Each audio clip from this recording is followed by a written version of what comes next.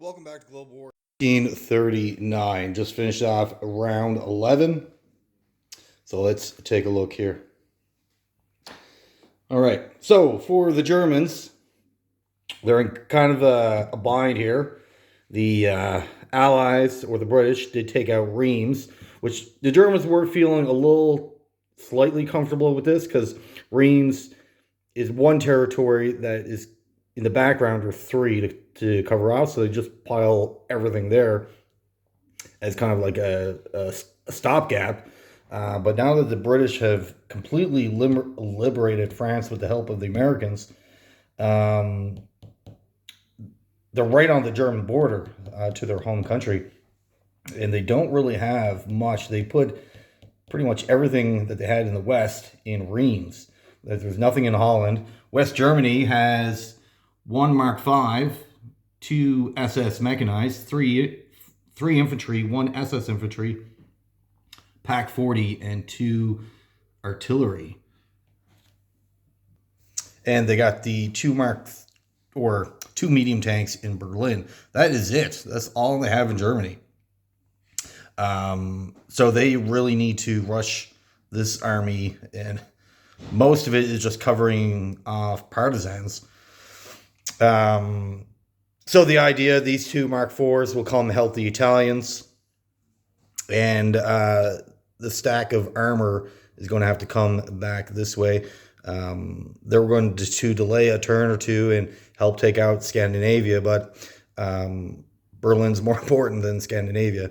So good chunk of this armor, the 5s and the 4s for sure. So that's what, 1, 2, 3, 4 turns. They're pretty far away. We're going to have to utilize some of these transports to speed that up. And we still got the Russians here.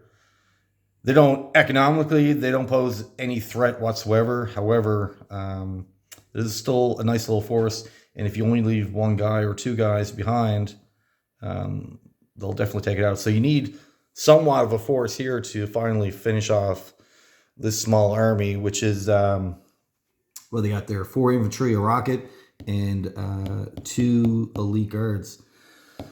So they were all stationed in Stalingrad. They all pushed out, hoping to make a run for Moscow. That's pretty much the only play they have. Novosibirsk could be an option, but the Japanese are stronger. It'll take them a lot longer to get there than back to Moscow. So we will see how that unfolds. Germany in the West is definitely in a defensive mindset. They need more infantry, more armor, to really push this back. For France itself, so the British had a stack of guys in Paris, Normandy, and on their home island. They utilized their transports, and the two groups in Normandy and Paris joined up with the transports and attacked Reims, utilizing their Air Force. Oh, speaking of Air Force, the German entirety of their Air Force was in Reims when that attack got launched. They are the only planes they have now are the 2 medium bombers and their air transport. All their veteran fighters, their tacticals, gone. So what's in Reims? It's in Battle Group 8. We have two heavy artillery, 3 artillery, 2 Marines, 16 regular American infantry. I forget what they're called. The more advanced British tanks, and their medium tanks. 5, 6, 7, 8, 9. They got 10 medium tanks on their home island, which will come over shortly. Just stacked out infantry. So they will be joining as well. Maybe peel off a couple guys to completely secure Scandinavia, because the Germans do have a couple guys coming. But the British does not want this back in German hands for a couple reasons. One, it's worth 5 for the land.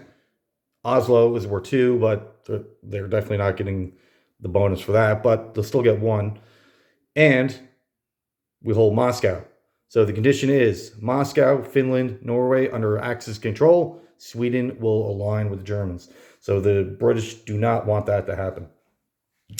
Another thing that the Germans were kind of banking on, not really, but yes, if you hold two cities in Russia, so either Moscow, Leningrad, Stalingrad, if you hold any two of those, Spain will align with the Germans. However, you also need Paris.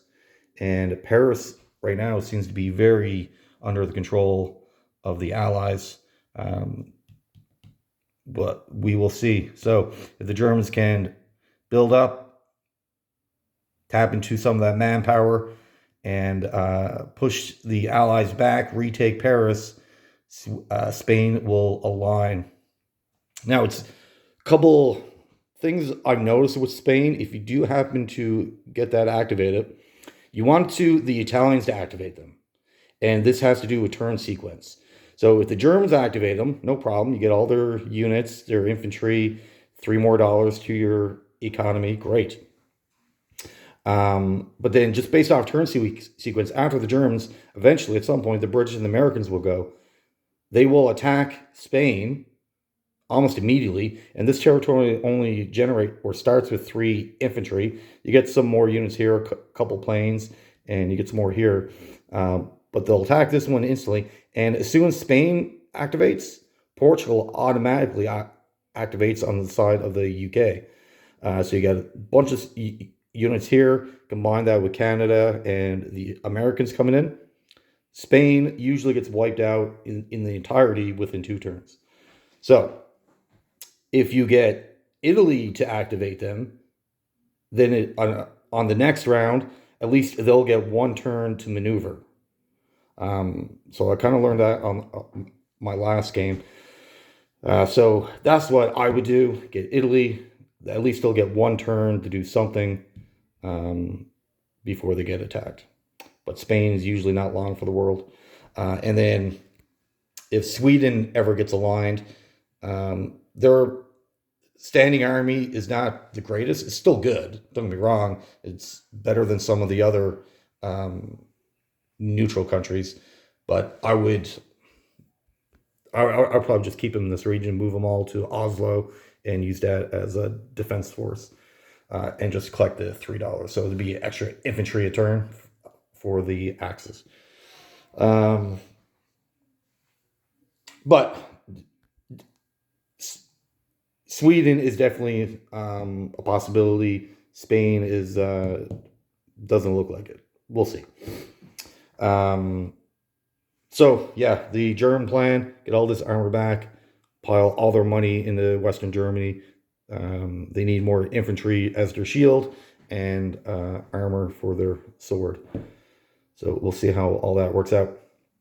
Italy is still on their warpath down in Africa, recapturing their two territories that they started with, and they didn't really advance because the South Africans got, for the size of their nation and for the size of their economy, they got a nice little force here.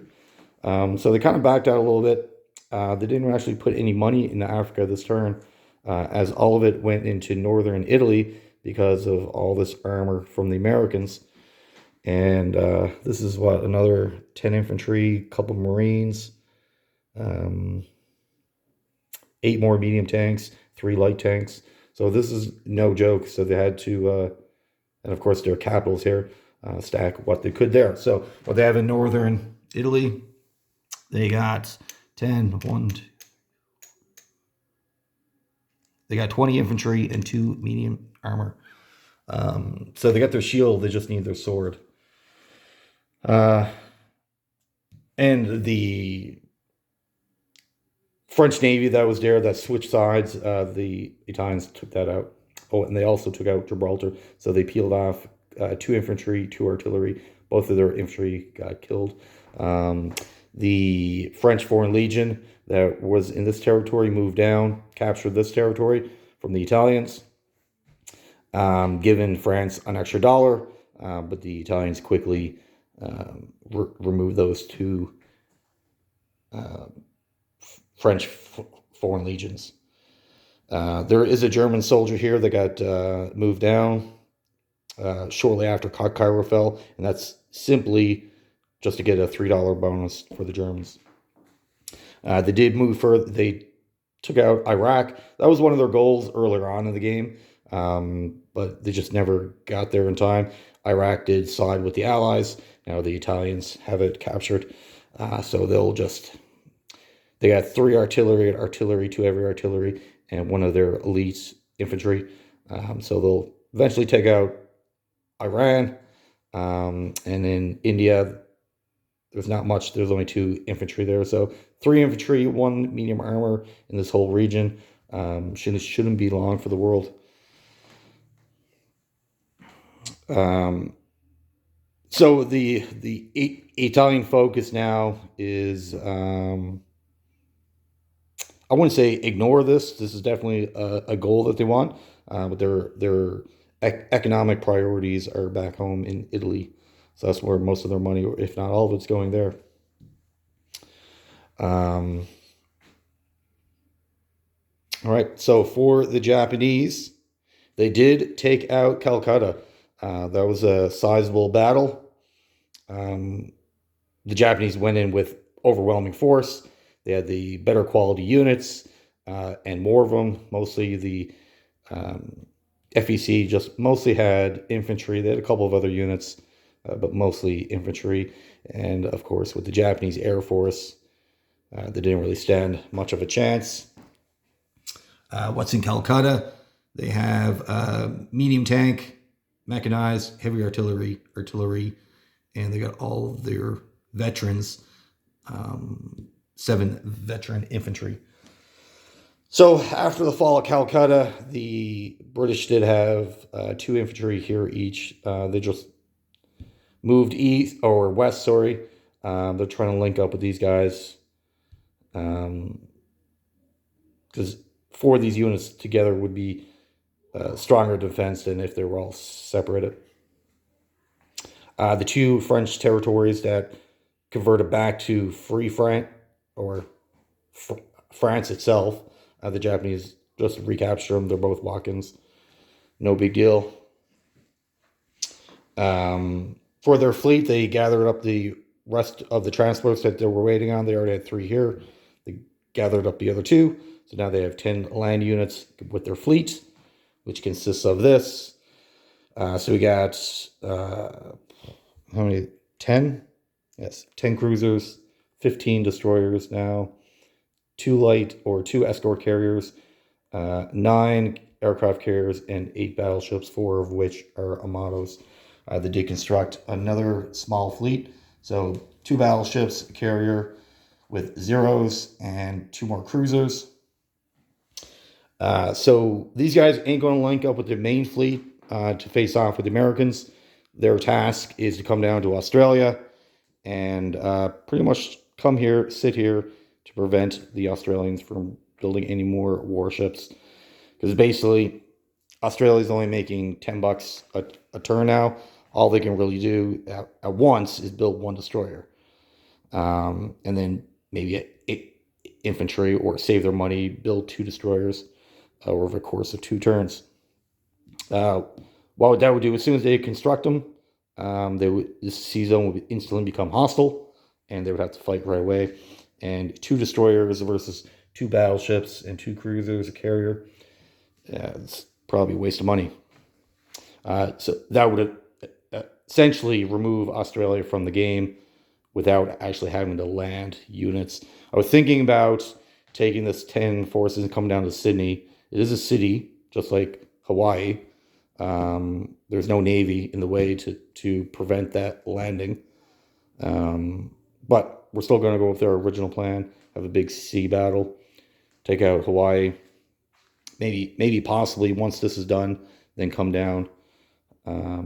But that's going to be turns down the road. So that's kind of like their long and short-term thinking for the Japanese. On the Asian mainland, there's nothing really left for them to do. They even declared war on Mongolia and attacked both territories that had any kind of army units. There was infantry and 2 cavalry and 3 infantry, or maybe the other way around. But combined, Mongolia gets 4 infantry and 2 cavalry. So the Japanese were able to take that out utilizing their bomber. So that wasn't an issue. And they didn't have to attack Mongolia, but it looked kind of weird having their border here and then a country kind of in the middle, completely surrounded. So you can think of it, they sent a diplomat, join us or we'll attack you. They said no, so they attacked. So just to make their empire one cohesive country, I guess. But yeah, so it does give Japan an extra $2. So economically, what we're looking at, the Axis, because of Japan, is making more money than the Allies. Right now, even though the British, the Commonwealth have a very healthy economy, they're making close to $100. The Americans have over 100. They're at 108. So combined, the Allies have 198 to work with. Russia doesn't have an economy anymore, and FEC doesn't have one either. So that's two countries gone. And of course, China is not operational either. So the Axis have been able to remove 3 countries from the Allied side, but one did get reactivated in France. So the Germans, they have 81. The Italians have 51, but they did save a few dollars the last round, so this is not really accurate, but right now in the bank, they have $51. And the Japanese is the powerhouse economically. They have, what, 155.